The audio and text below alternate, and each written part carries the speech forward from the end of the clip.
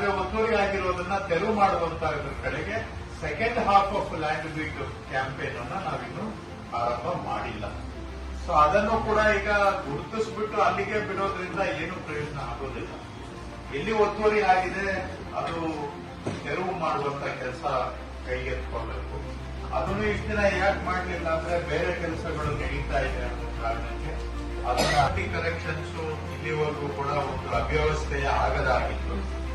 ಈಗ RRT ಕರೆಕ್ಷನ್ಗೆ ಒಂದು online module ಅನ್ನ ಮಾಡಿ ಅದನ್ನು ಕೂಡ ಸ್ಟ್ರೀಮ್ಲೈನ್ ಮಾಡುವಂತ ಮಾಡಿದ್ದೇವೆ. ಅದು ಪ್ರಾಕ್ಟಿಕಲಿ ಏನಾದರೂ ಇಶ್ಯೂಸ್ ಇದ್ರೆ ಹೇಳ್ಬಹುದು.